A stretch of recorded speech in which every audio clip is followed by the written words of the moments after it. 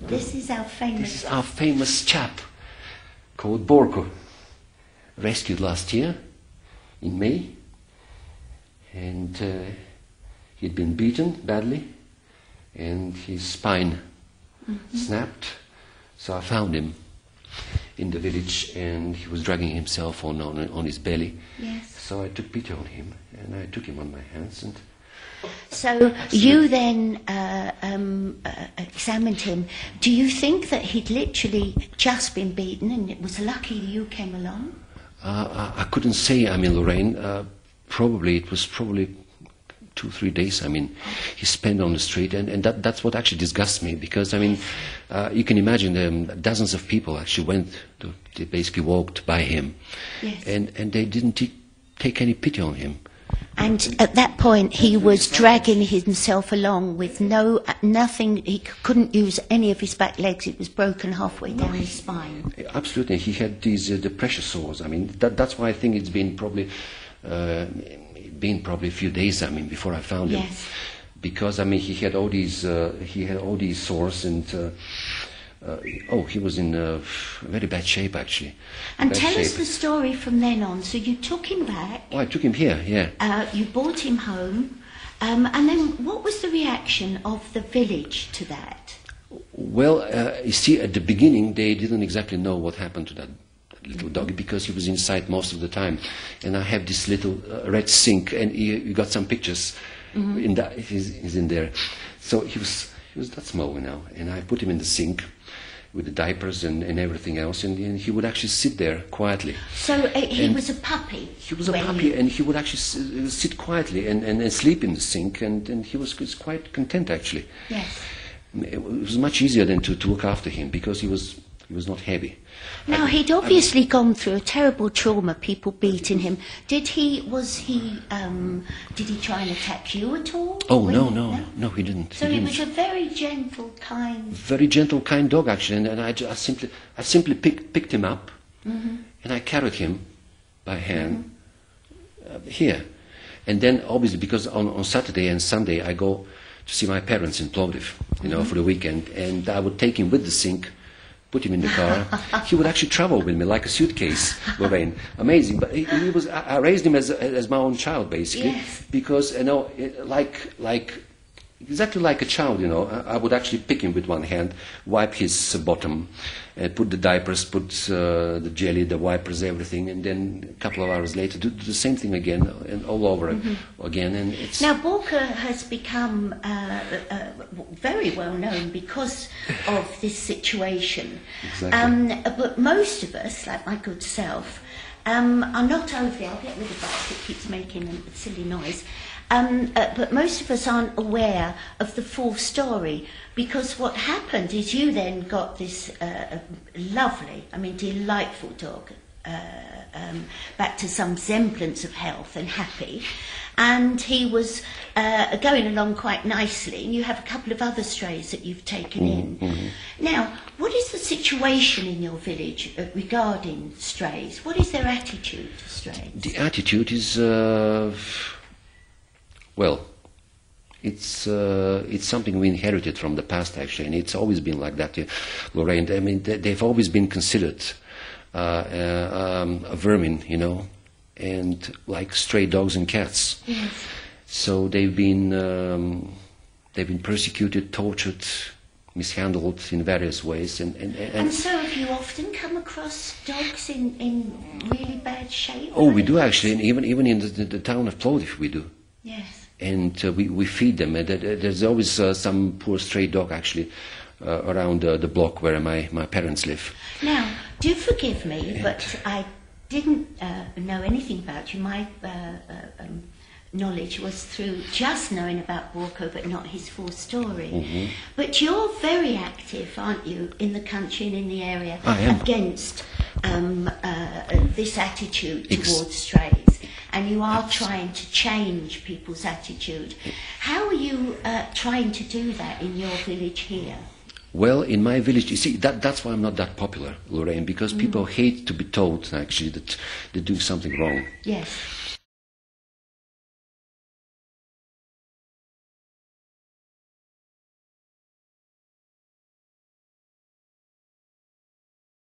Well, and And there are laws in place, aren't there? In Bulgaria, against, to be fair, there are laws in place, but they're not being implicated. Exactly, and implemented. Implemented, exactly, and they're not enforced actually. And for a legal norm to become a law, I mean, there has to be a mechanism for enforcement. There's no such mechanism. Well, we have this Animal Welfare Act, and it was actually passed in Parliament in 2008, and our hopes were actually high then. The things would actually change. Do you think it's a great deal to do with ignorance, that they perhaps are not aware that those things are in place and that what they are doing is against the law? Because we had a situation with Borko, didn't we, Borko, that not only was he damaged when he was a pup, but you've had this recently. Oh, what happened recently? Exactly, you're talking about the 12th of March this year. And what happened is, about 8 o'clock in the morning, this lynch mob, they staged some illegal protest outside, and I still don't know the reason, I mean, for that protest. But the thing is, these people were shouting and kicking actually the door, and obviously angry, because the front door was locked, you know, with the chain. And there was a TV crew actually, from TV7, and they were actually complicit with this criminal behavior. Yes. And on top of everything else, this horrible man, Boran, the friend of Kirov, he jumped over the fence. So it was the fence that was locked, not your front door, it was the fence. He jumped over. He jumped over the fence, and as you can see on the clip, because I wasn't there to witness this, but I saw it on the clip later, and he attacked the dogs, and the two other dogs, Danny and Jaco, they went inside, and they're very humble dogs. I mean, they bark, but they would never attack anyone. And this man was intruder. If that, a pit bull maybe, or a Rottweiler, they would have attacked actually the intruder, but they didn't. They went inside, which shows that basically they're very harmless dogs. Yes. But Borko, for obvious reasons, was somewhere near the stairs. And he couldn't make that jump, no, so he got caught. He got caught, and he was beaten. I mean, he couldn't escape, obviously, and he was frightened to death. And I heard him screaming, but the thing is, I could never imagine this could actually happen. Never happened before. Now, as it's on film, and it is on film, people can see it, I think, on... it's all right, darling. It's all right, sweetheart. I tell you why, it's because you've got a stick. I thought that as well. Really. Yeah. It's all right, sweetheart. Hey, look, Borko. I'm all settled. You're beautiful, aren't you, sweetie? It's a beautiful boy. He is actually. So what effect has that now had on Borko?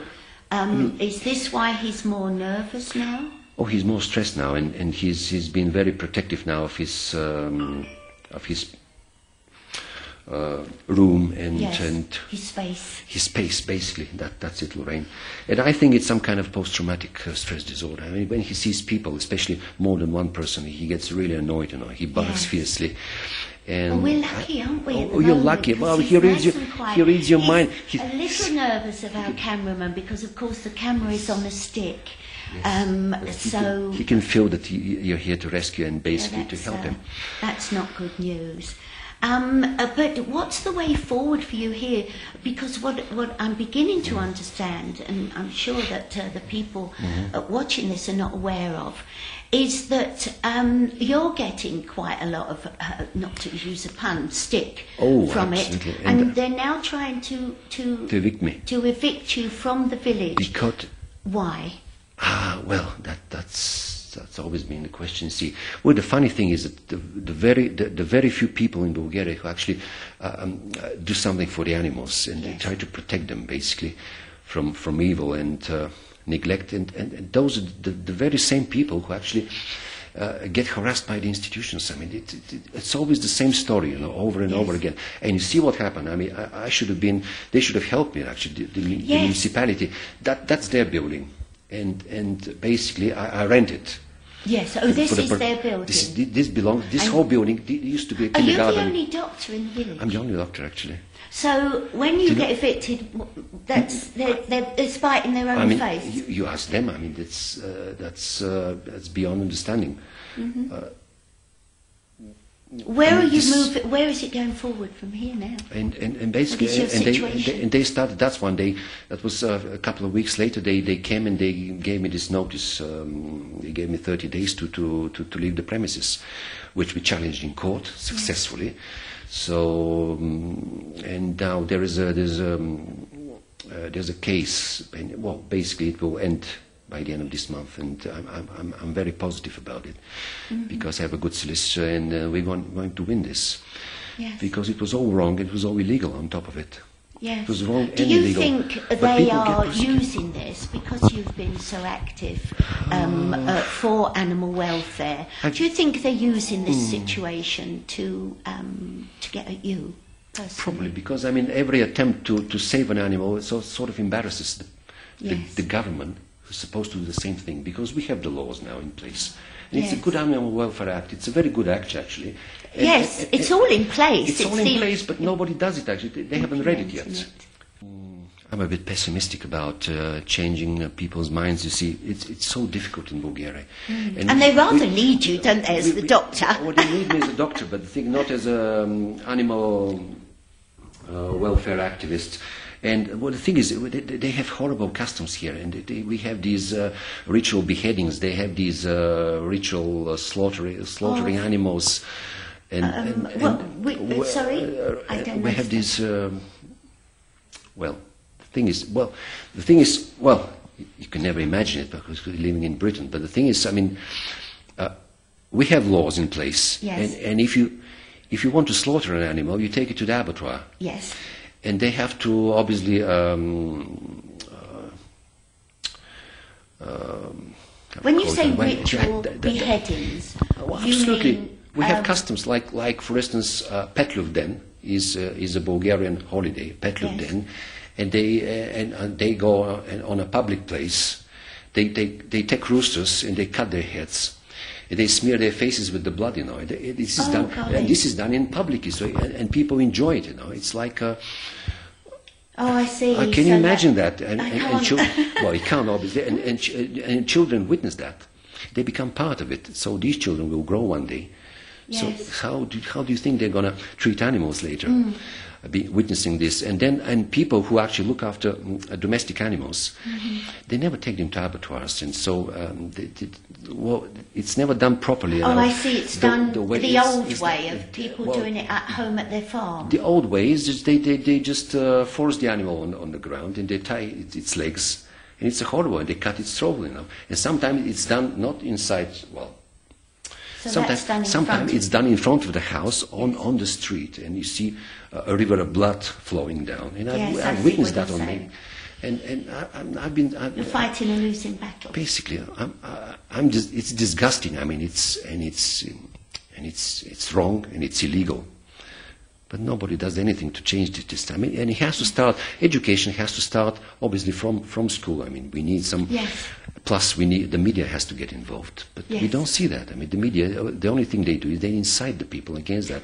Well, this war against strays, I mean, it has been incited by the media, you know, and that's what I call rationalization of murder, and it's been done before, obviously, because we see that obviously in Nazi Germany they did the same thing, and that's there is such an expression. The banality of evil is that sometimes even ordinary people, they commit horrible acts actually, and because they've been incited by the media that this is something they should do, this is normal, and this should be done to protect your country, you know. And you do horrible things, I mean, evil things, I mean, which is beyond understanding. But that's how society works, you know. Media are very important actually too. But the thing is, in Bulgaria, it's a post-totalitarian country, and the media is in the hands of the post-communist oligarchy, and so basically they don't think of in a way of, well, let's educate these people. So in a certain way, quite a lot of the cruelty is part of the culture. It is part of the culture, and it is part of the government policy. Oh, do you know what? While we're talking, little Borko's just getting closer to me. I'm thrilled. I'm very thrilled. Curious. He's very curious about sweet. you. Are you curious? Are you? Are you a curious boy? Are you? Now, if it had been Borko, that would have been a girl. Oh, yeah. And Borko he's is a little boy. He's a little boy. He's not so sure of you. He's getting to like me, but you're not getting a good look at all. Thank you very much. It's been not only an insight into Borko, but just how big the problem is you have here. It's huge. And I just hope that when you've got everything sorted out and you win your case, that they'll leave you alone and leave this dear little dog just to live out his life, really, because he's certainly not doing anyone any harm. I hope so, Lorraine. And I hope we'll get to... I'd really like to meet this gentleman and ask him why he felt the need to do that. Why do people feel the need to do all these horrible things, actually? Yeah. But and thank goodness for men like you. It's been an absolute honour to meet you. I'm honoured, Lorraine. And honoured so to meet much. you, Borko, but I won't put my hand out just in case you're not too sure and you might nibble it. Thanks, darling. Thank you.